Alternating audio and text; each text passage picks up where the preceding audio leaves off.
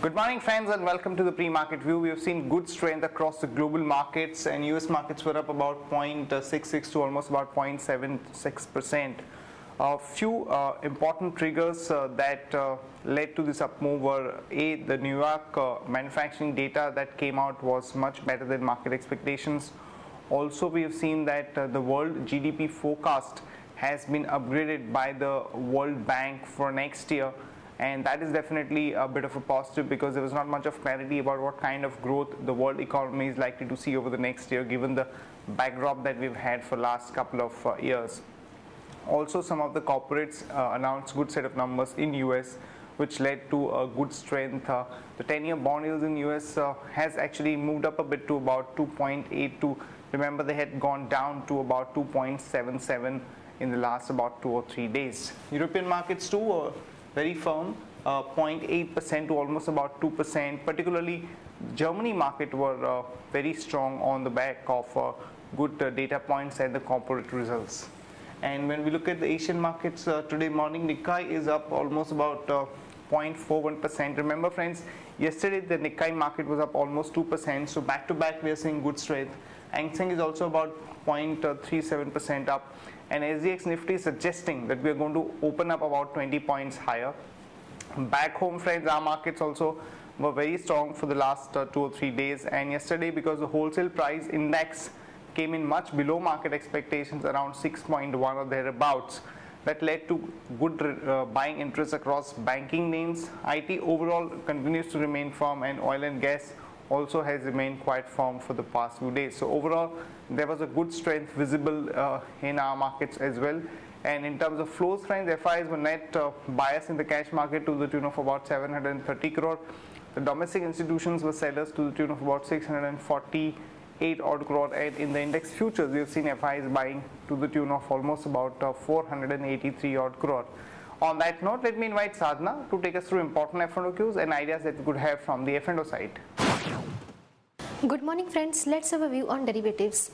After announcements of WPI wholesale price index inflation came in at 6.16 versus 7.52 last month, cheered the market sentiments and led the markets to continue to trade in positive terrain, and Nifty finally snapped the session with a significant gain of more than 1%.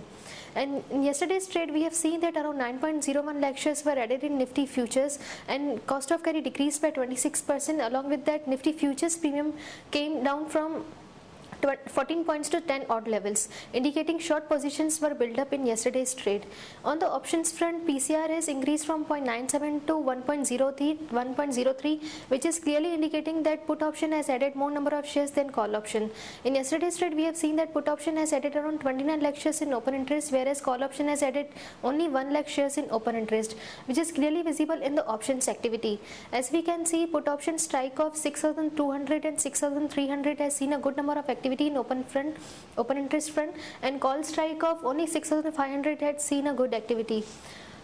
From intraday perspective, our support would be 6315, 6285, resistance would be 6360, 6380, and there is no security in ban period today. Yesterday, FIs were net sellers of approximately 400 odd crores in future and options segment.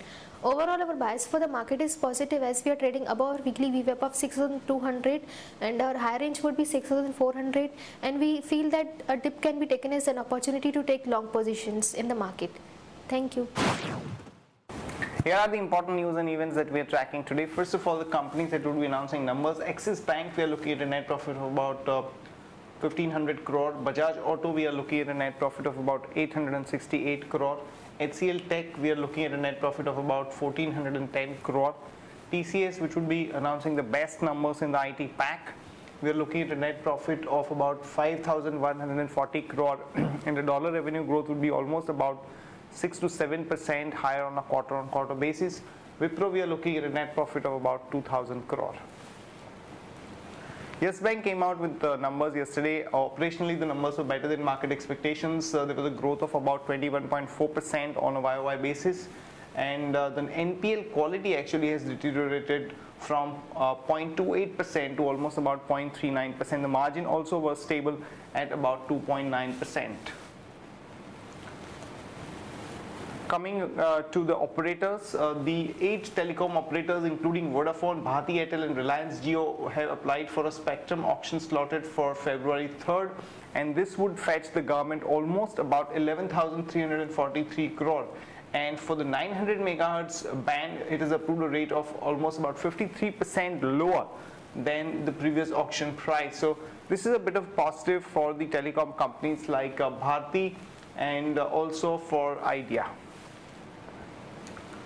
The government could be deallocating almost about 41 coal blocks after a review that would be completed within the next 4 to 6 weeks, and show cause notices have been issued to these companies by the government. And in another important development, US-based Galena Biopharma and Dr. Reddy's have announced a strategic development and commercialization partnership for a drug called Nuvec. So this is definitely a positive for Dr. Reddy's. HCL Technology and CSC, which is Computer Science Corporation, have announced a strategic partnership that would allow the American company to leverage the infrastructure management services capabilities of HCL Tech. So this is definitely a big positive for HCL Tech also. And Sharekhan Communication is calling for a meeting of the board of directors to consider a special dividend.